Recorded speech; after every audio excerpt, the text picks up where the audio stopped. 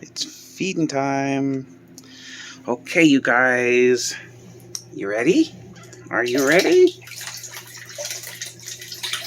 Yum, yum, yum, yum, yum, yum, yum.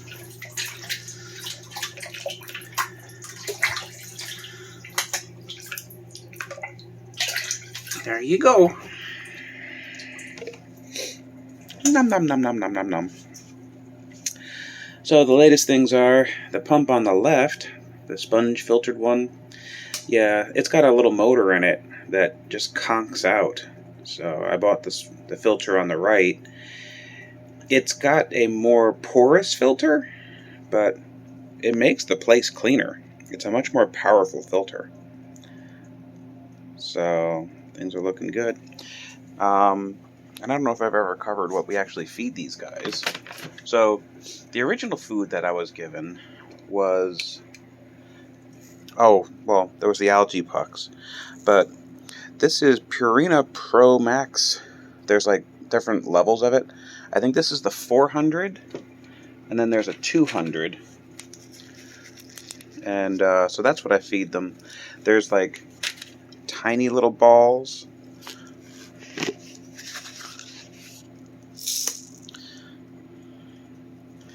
But then I went looking for fish food at the, where I bought the koi. And what they do is they were feeding them pond sticks, the koi.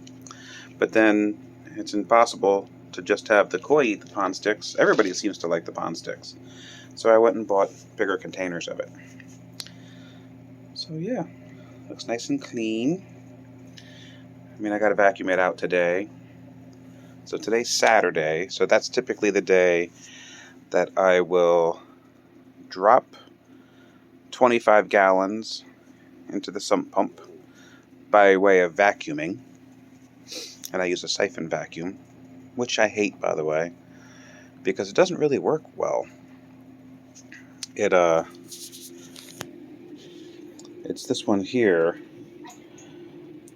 It's supposed to be for gravel, and because the wall is so high, when I put it over the wall, this little suction cup thing, this little pump, is supposed to siphon everything out. It doesn't do a very good job of starting the siphon.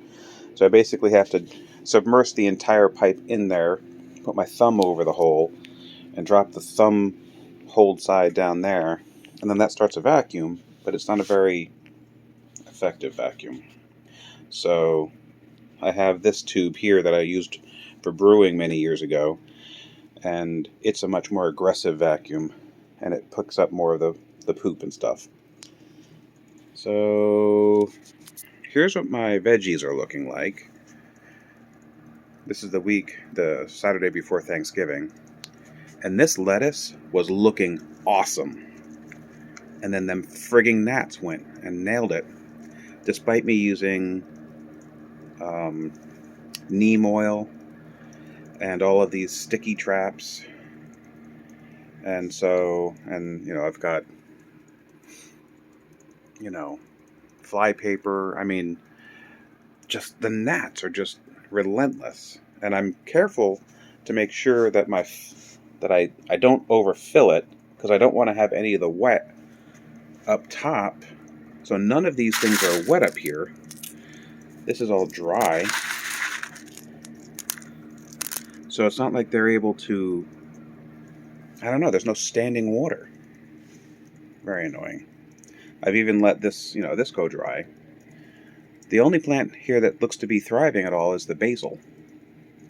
And the sugar snap peas that I've got training up this string here. The hot pepper that I moved from outside. I mean, this one's actually surviving, and it still has leaves. So maybe it's going to come back. But the beets are looking good. But that's only because maybe the gnats haven't noticed it. So the latest thing that I did was I installed a fan. The fan is going to disrupt their cycle, their flying, and I have it blowing towards those sticky traps at the end that I just put in the other day. but I don't know, we'll see. So the first thing I do in the morning is I put the food, I scoop up some water, I put the food in the cup so that way it softens it a little bit.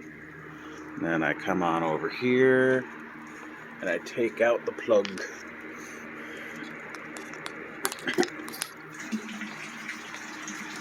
It drops the water. That's from here. Letting it go and drain out. Once all that water is drained out, I will turn on that pump there. Rinse out the top here a little bit, and then fill it back up. I do that at least 2 times a day, sometimes 3. I know it should be happening constantly, but I just don't trust the bell sieve, the bell siphon, to actually do what it's supposed to do. I know I'm going to come down here and find water all over the floor. Maybe that's why my plants aren't growing so good. Maybe they're not getting enough of that yummy fish food. But yeah, once that water drains out, I'll fill it back up, and that's the end of the morning feeding. So this is Ken, Vanderwan Gardens, with a fish progress report.